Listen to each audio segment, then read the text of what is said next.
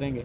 हम लोग ये नहीं कहेंगे आदरणीय प्रधानमंत्री की जगह कि मेरा क्या है, हम तो झोला उठा के चल जाएंगे, ये बयान हमारा नहीं रहेगा, क्योंकि मेरा है, मेरे बाप का लहू बहा है, इस मिट्टी के कण कण में मेरे बाप का रक्त दिखता है, इसलिए हम झोला उठा के कहीं नहीं जाएंगे। अगर जीतेंगे तो सदन से बात करेंगे, अगर नहीं रिजल्ट कर पाए तो सड़क से झारखंड की आवाज़ को बुलंद करेंगे, लेकिन झोला उठाकर कहीं नहीं जाने वाले हैं। मेरा एक स्टेटमेंट सुना होगा, मैंने ये कहा कि अगर मुझ में राजनीतिक लक्षण नहीं है, मुझ में अगर राजनेता का गुण नहीं है, तो मेरी माँ भी मुझे वोट ना दे, मैं इस बात को कहूँगा। अगर मुझ में राजनीतिक समझ है, राजनीतिक चेतना है और राजनीतिक करने का लक्षण दिखता है, तो मेरी माँ भी मुझे वोट दे। तो फिर अभिभावक है, मानते हैं, उनके विद्यालय में, चूँकि मेरे पिताजी के दोस्त रहे हैं, उनके विद्यालय में हम पढ़े हैं, नहीं सुन तो सच्चाई है, लेकिन राजनीति अलग चीज़ है, राजनीतिक विचारधारा अलग चीज़ है।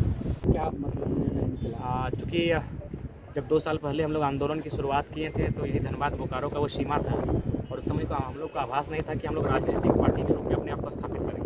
तो बातों ही बातों मैंने वचन दिया था कि जब भी हम लोग राजनीतिक गलियारों में कदम रखेंगे और उसकी जब प्रेस कॉन्फ्रेंस के माध्यम से घोषणा की जाएगी, तो वो दामोदर नदी का किनारा ही होगा।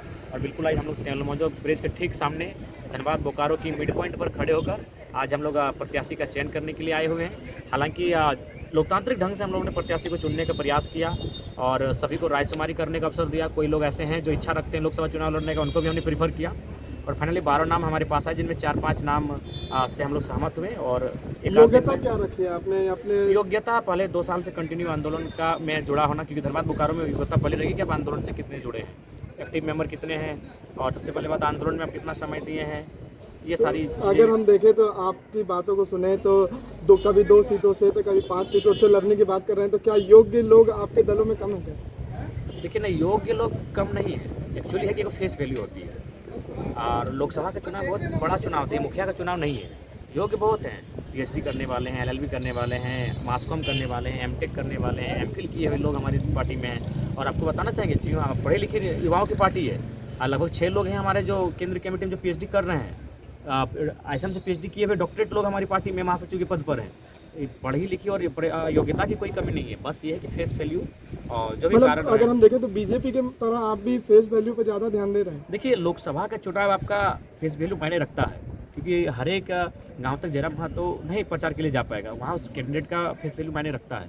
तो वो चीज़ें थोड़ा सा, क्योंकि मात्र 2 साल हुआ हम लोग का आंदोलन का, पार्टी बढ़ा हुआ लगभग 1 साल भी नहीं हुआ है, जून के महीने में पार्टी बढ़ाए हैं। तो ये चीज़ थोड़ा सा यथार्थ की राजनीति करने वाले हम लोग इस चीज़ को देख रहे हैं अपने खापे के रूप में। लेकिन मेरा मानना है कि हम लोग अपनी ऊर्जा को सबसे महत्व रखते हैं, और भले उनकी फेस वैल्यू नहीं है, लेकिन जब हमारे प्रत्याशी की घोषणा होगी, गांव-गांव तक हम लोग आसानी से चलेंगे। कितना टसन होगा धनबाद लोकसभा, जो कि बीजेपी एक भोजपुरी स्टार को उतार करके, क्या असर पड़ेगा जेबीकेएसएस पर? अभी तक शायद कंफर्मेशन नहीं हुआ है वो। अच्छा, पवन सिंह जी का लगभग भारतीय जनता पार्टी से आपका आंदोलन धनबाद और बोकारो रहा, लेकिन आप धनबाद और शोभा छोड़ के आप गिरिडीह लोकसभा में क्यों लड़ रहे हैं?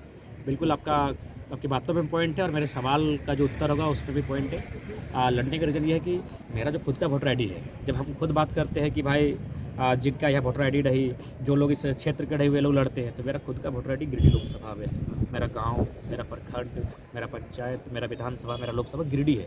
इसीलिए मैंने खुद के वोटर को प्रीफर किया कि मैं पहला वोट खुद को दूँ, इसीलिए गिरिडीह लोकसभा मेरा प्राथमिकता है। जयराम जी, 2 सवाल एक साथ पूछना चाहूँगा, समय का अभाव को भी देखते हुए। सबसे पहला तो ये कि जो आपके दल और आपके दल के प्रत्याशियों ने, लोगों ने जो बाहरियों के लिए जो शब्द और वानियों का इस्तेमाल किया, तो कितना साथ लगता है मिलेगा बाहरियों का?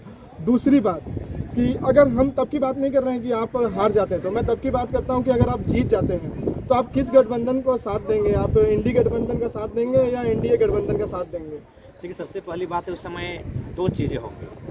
जिनका साथ देंगे उनसे एक बार चर्चा हो कि आप हमारे मुद्दों के साथ कितने हैं, हमारे जो स्थानीय मुद्दे हैं उनके साथ आपकी क्या प्रतिक्रिया है। और दूसरा राय होगी जनता के साथ कि हमको किसके साथ जाना चाहिए, क्योंकि आज सोशल साइट्स का ज़माना है। हम लोग तुरंत ट्विटर में कैंपेन कर सकते हैं, हैशटैग अभियान चला सकते हैं, और वहाँ से एक मैसेज हमारे सामने सर्कुलेट होकर जब आएगा, या फिर हम लोग एक टोल फ्री नंबर जारी करेंगे कि हमें किसके साथ जाना चाहिए। तो जनता से पूछ के और अगली पार्टियों से अपने क्षेत्र की रजामंदी लेके हम लोग उस पर बाहरी वोट पे क्या कहना चाहेंगे? देखिए, सबसे पहली बात तो हम ये कहना चाहेंगे कि जिस प्रकार हमारे लोग महाराष्ट्र में रहते हैं, जिस प्रकार हमारे लोग तमिलनाडु में रहते हैं, उस प्रकार हमने कभी किसी को नहीं, हमने कभी भी नहीं कहा ये बाहरी भीतरी की लड़ाई है। हमने ये कहा कि बंगाल हमारा बड़ा भाई है, उसके पास 88,752 वर्ग किलोमीटर है। बिहार हमारा मंझला भाई है, उसके पास 94,163 वर्ग किलोमीटर का ज़मीन है। उड़ीसा हमारा संझला भाई है, उसके पास 1,55,707 वर्ग किलोमीटर है। और झारखंड सबसे छोटा है, इसके पास 79,714 वर्ग किलोमीटर है।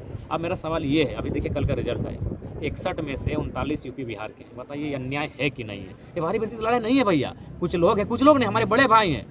अगर भारत एक देश है, लेकिन आपके संगठन के लोग तो लगातार बाहरियों को ही नहीं, निशाना बना रहे हमने थे। कभी नहीं कहा। हमने ये कहा कि बड़ा भाई और छोटा भाई में बंटवारा हो चुका है। हमें जो बंटवारा मिला है उसमें हम साग लगाएं, सब्जी लगाएं, वो हमारा मैटर है। आपके पास जो बंटवारा है, यानी आपके जो राज्य की नौकरियां हैं, आप उस पर अपना अधिकार जमाएं। हमारे राज्य की नौकरी पर अधिकार हमारा है। बताइए 61 में 39 बाहर के लोग ले गए, तो बताइए झारखंड क्या करेगा?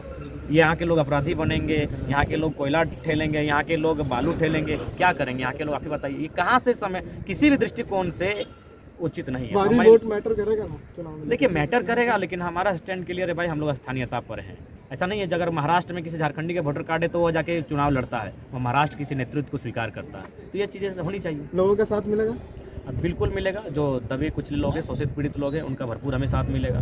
जिनका जीवन अभाव से बीता है वो हमारे साथ हैं। मेरा एक सवाल रहा, सुदेश महतो आपके ऊपर हमला है, नाम तो नहीं लेते लेकिन आड़े हाथ लेता है कि एक मुखिया का चुनाव नहीं जीत पाता है तो बड़े ख्वाब देखते हैं। कि भारत एक लोकतांत्रिक देश है, ख्वाब देखना बुरा बात नहीं है। और इस जब जनता हमसे चाह रही है, हमने तो कभी नहीं चाहा कि हम लोग चुनाव लड़ेंगे, जनता ने चाहा है। तो अगर जनता ने चाहा है तो हम लोग आते हैं। अगर अवसर मिलेगा तो सेवा करेंगे, नहीं मिलेगा तो सड़क में सेवा करेंगे, और मौका मिला तो सदन के भीतर से सेवा करेंगे, सेवा की बात करेंगे। हम लोग ये नहीं कहेंगे आदरणीय प्रधानमंत्री की जगह कि मेरा क्या है, हम तो झोला उठा के चल जाएंगे। ये बयान हमारा नहीं रहेगा, क्योंकि मेरा है, मेरे बाप का लहू बहा है, इस मिट्टी के कण कण में मेरे बाप का रक्त दिखता है, इसलिए हम झोला उठा के कहीं नहीं जाएंगे। अगर जीतेंगे तो सदन से बात करेंगे, अगर नहीं रिजल्ट कर पाए तो सड़क से झारखंड की आवाज़ को बुलंद करेंगे, लेकिन झोला उठाकर कहीं नहीं जाने वाले हैं। पलड़ा किसका भारी है धनबाद लोकसभा क्षेत्र में? धनबाद लोकसभा क्षेत्र में आपके संगठन से भाई? हमारे संगठन से तो ऐसे दमदार प्रत्याशी सामने नहीं आए, लेकिन हम लोग उम्मीद करेंगे कि संगठन एक टीम यूनिट के रूप में काम करें और उस प्रत्याशी को जीतने की स्थिति में लाके खड़ा करें। 2 दिन में हम लोग घोषित कर देंगे। धनबाद में बीजेपी के साथ टक्कर होने वाला है, और बीजेपी के पास तो काफ़ी फाइनेंशियल है। आपके पास ना फाइनेंशियल है, ना ही आपके पास बड़ा इनकम सोर्सेस है। तो आखिर आप धनबाद में कैसे प्रमोट कीजिएगा? देखिए उसके लिए जनता है, मीडिया बंधु हैं, जो विचारधारा को हमारे गांव तक लेकर जाएंगे। आज सोशल मीडिया इंटरनेट का ज़माना है, और नरेंद्र मोदी आदरणीय अगर प्रधानमंत्री बने तो इंटरनेट का बहुत बड़ा रोल है। 2014 से पहले हम भी सच में नहीं जानते थे उनको।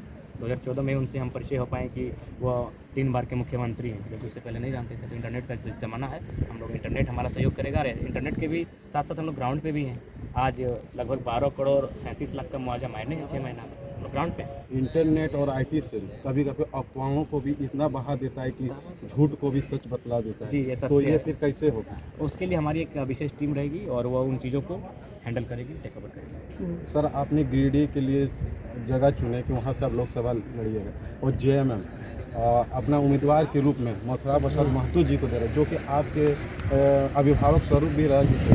तो आप इस तरह के वहाँ के उम्मीदवार और आप दोनों में देखिए, आपने मेरा एक स्टेटमेंट सुना होगा। मैंने ये कहा कि अगर मुझ में राजनीतिक लक्षण नहीं है, मुझ में अगर राजनेता का गुण नहीं है, तो मेरी माँ भी मुझे वोट ना दे, मैं इस बात को कहूँगा। अगर मुझ में राजनीतिक समझ है, राजनीतिक चेतना है और राजनीतिक करने का लक्षण दिखता है, तो मेरी माँ भी मुझे वोट दे। तो फिर अभिभावक है, मानते हैं उनके विद्यालय में, चूँकि मेरे पिताजी के दोस्त रहे हैं, उनके विद्यालय में हम पढ़े हैं, नहीं सुन तो सच्चाई है। लेकिन राजनीति अलग चीज़ है, राजनीतिक विचारधारा अलग चीज़ है। जयराम जी, ईवीएम को किस रूप में लेते हैं? देखिए, जब धरती से रह के चंद्रयान को हैंडल किया जा सकता है तो ये भी हमको किया जा सकता है, लेकिन बहुत भारी पैमाने पे भी हमका प्रयोग होता है। तो हमारा एक साधारण सा युवा जो आईटी का स्टूडेंट नहीं है, कह पाना थोड़ा सा जल्दबाजी। सर, ईवीएम के बारे में मैंने सर्च किया था तो देखा था कि जितना वोटिंग होता है जीतने वालों के लिए वहाँ 60% आते हैं और हारने वालों में 30% आते हैं, और बाकी का अगर कोई नाम भी दर्ज करा के छोड़ देता है तो 1500 से 3000 आता है। तो इसका मतलब इसके पहले लिए के सॉफ्टवेयर तो सुनिए, आदरणीय सम्मानित पत्रकार महोदय, भारत एक लोकतांत्रिक देश है, यहाँ 80 करोड़ मतदाता है। तो 80 करोड़ में कम से कम तो उसका 10% लोग भी अगर सड़क पर आ जाएंगे ईवीएम के खिलाफ, तभी तो लोग विश्व पर ये मैसेज जाएगा। हमारे और आपके कहने से तुरंत बदलाव नहीं आएगा। इसीलिए अगर वास्तव में ईवीएम देश के लिए बेहतर नहीं है, तो यह देश की 80 करोड़ जनता को पहले अपने आप में राजनीतिक चेतना लाने की आवश्यकता है, उसके बाद ईवीएम पर बात उनको करनी चाहिए। मैं समर्थन में रहूँगा। आप दोनों में से बेटर किनको मानते हैं? इसमें ईवीएम देखिए, दोनों की अपनी अपनी परिस्थितियाँ। अगर ईवीएम को अगर छेड़छाड़ ना किया जाए तो ईवीएम भी गलत नहीं, लेकिन छेड़छाड़ की आशंका जताई जा सकती है। देखिए, अगर आप मतपेटी को भी देखेंगे, उस समय भी बाहुबलियों का राज था, मतपेटी पे बोगस वोट होता था, उठा के कब्जा करके ले जाते थे। तो अगर पॉजिटिव नेगेटिव दोनों में है, लेकिन आप